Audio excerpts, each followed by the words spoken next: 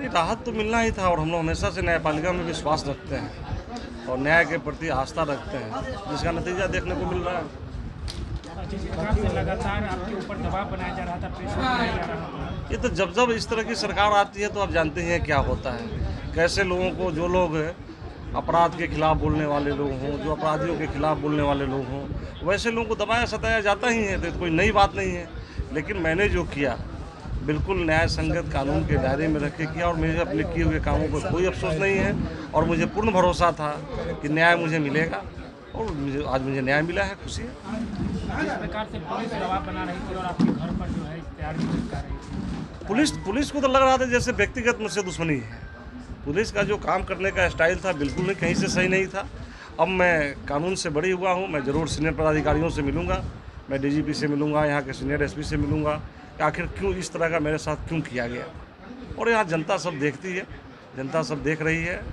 मैं अपने लोगों से आग्रह किया था कि आप लोग शांति प्रिय रहें, निश्चित रूप से न्याय मिलेगा। आज न्याय मिला है, इसलिए हमारे समर्थकों में, हम लोगों में काफ़ी खुशी है। इसे जीत को लेकर साहिबगंज की जनता काफी उत्साहित है, क्या कहेंगे? साहिबगंज की जनता तो खुद समझती है, साहिबगंज की जनता थोड़ी समझती है कि राजू सिंह विधायक है। साहिबगंज के हर आम आवाम समझती है कि मैं विधायक हूँ और साहिबगंज के आवाम की रक्षा के लिए, साहिबगंज के लोगों के लिए मैं दिन रात सड़कों पर रहता हूँ।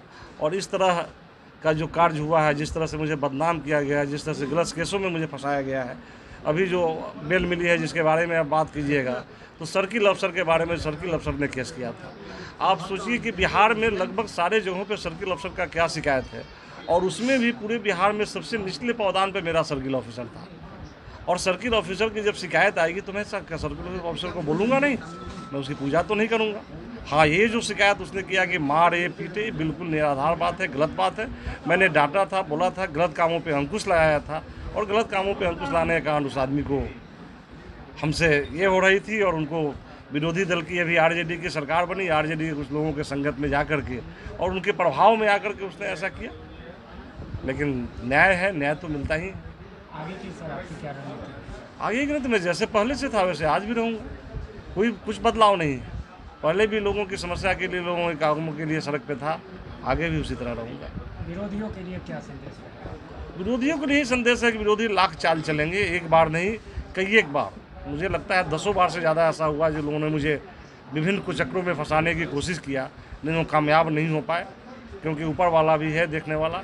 विरोधी के लिए संदेश है कि अब से भी संभल जाएं, अब से भी लोगों के आम आवाम की बातों को समझें, गरीब गुरबा दलित पिछड़ा की बातों को समझे, किसी के ऊपर अत्याचार न करें।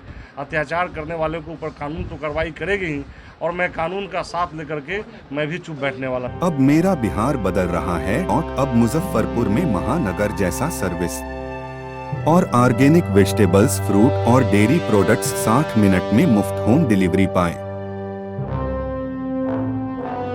ये जिले में अपराध लगातार बढ़ रहा है और इसी क्रम में 2 घटना, एक मीनापुर थाना क्षेत्र के पानापुर ओपी अंतर्गत रमतोमहा गांव में संगम सुलभ नाम के नौजवान का पीट कर हत्या कर दिया गया था, और दूसरी घटना सरैया थाना क्षेत्र के जैतपुर ओपी अंतर्गत गिजास गांव का है, जहां एक दलित परिवार के नौजवानों का पीट कर हत्या कर दिया गया था। दोनों हत्या का लगभग 15 दिन हो गया और अभी तक पुलिस के द्वारा कोई सकारात्मक कार्रवाई नहीं की गई। साथ ही दोनों जगह के अपराधी जो इस घटना में संलिप्त हैं लगातार पीड़ित परिवार को धमकी दे रहे हैं और स्थानीय स्तर पर पुलिस को सूचना देने के बावजूद पुलिस उन पर कार्रवाई नहीं कर रही है। हम आए हैं जनप्रतिनिधियों के साथ, उस इलाके के सामान्य लोगों के साथ, और हमने पुलिस के कप्तान, जिले के कप्तान, सीनियर एसपी साहब और आईजी साहब से मिलकर उनको वस्तु स्थिति से अवगत कराए हैं और उनसे आग्रह किया है कि इस दोनों घटना में आप त्वरित कार्रवाई कराइए। जो भी अपराधी हत्या के इस मामले में शामिल हैं उन पर शीघ्र कार्रवाई हो, उनकी गिरफ्तारी हो, और जो लोग भी पॉलिटिकल संरक्षण दोनों घटना में एक्यूज पर्सन को कर रहे हैं, हम उनको भी कहना चाहते हैं कि आप हत्या के मामले में निश्चित रूप से एक संवेदनशील मानव का जो कर्तव्य होता है इसका पालन करिए, न कि अपराधी को संरक्षण करिए। और यदि बहुत शीघ्र कार्रवाई नहीं होती है, अपराधी दोनों मामले में नहीं पकड़े जाते हैं, तो हम निश्चित रूप से जिला में एक बड़ा आंदोलन करेंगे। और जो आंदोलन मेरा होगा शांतिपूर्ण प्रदर्शन धरना के माध्यम से एक बार फिर प्रशासन को हम मजबूर करेंगे कि इस दोनों घटना में दोनों पीड़ित परिवार को न्याय मिले और जो भी अपराधी